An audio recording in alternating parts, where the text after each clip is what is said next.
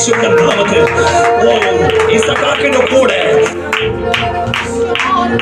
ഇസഹാക്കിന്റെ കൂടെ ദൈവമുള്ളത് കൊണ്ട് അവൻ വിതച്ചപ്പോ അത് വർദ്ധിക്കാൻ തുടങ്ങി. ദൈവം നിന്റെ കൂടെയുണ്ടെങ്കിൽ, നീ എവിടെ വിതച്ചിട്ടുണ്ടെങ്കിലും അവിടെ 30, 60, 100 മേനി ഫലം കായ്ക്കുമെന്ന് പരിശുദ്ധാത്മാവിൽ വ്യക്തമായ ആലോചന പറയട്ടെ. ദൈവം നിന്റെ കൂടെയുണ്ടെങ്കിൽ നിന്റെ പരാജയമല്ല, നിന്റെ വിജയത്തിന്റെ സ്റ്റെപ്പ് നീ വെക്കാൻ പോകുകയാണ്. ആത്മാവ് കൂതു പറയുക.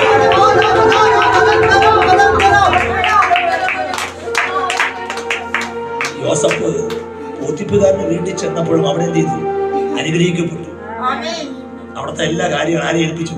യോസഫിനെ ഏൽപ്പിച്ചു. പിശാചു പറഞ്ഞു, എന്നവന് നീ കാരാഗൃഹത്തിന് വിടാം, ജയിലിലേക്ക് വിടാം. ജയിലിൽ വിട്ടപ്പോ സൂപ്രണ്ടിന് പകരം ആരാണിപ്പോ? യോസഫ്. സൂപ്രണ്ട് ആരെ ഏൽപ്പിച്ചു? ഞാൻ യോസഫെ, എനിക്ക് വേറെ കാര്യമുണ്ട്, നീ നോക്കിയ കാര്യം. പിന്നെ തുറന്നു വിടുന്നത് കേരളാകത്തെന്ന് പറയുന്ന കാരാ യോസഫ്. യോസഫ് കാരാഗൃഹത്തിലാണെങ്കിലും അവിടെ ആരായിട്ടാണ് ജീവിച്ചത്? സൂപ്രണ്ടായിട്ടാണ് ജീവിച്ചത്. നീ ഏത് കാരാഗൃഹത്തിൽ കൊണ്ട് കിടന്നാലും ദൈവം നിന്നെ മാനിച്ചോട്ട് ദൈവം കൂടെയുണ്ടെങ്കിൽ കാരാഗൃഹം നിനക്ക്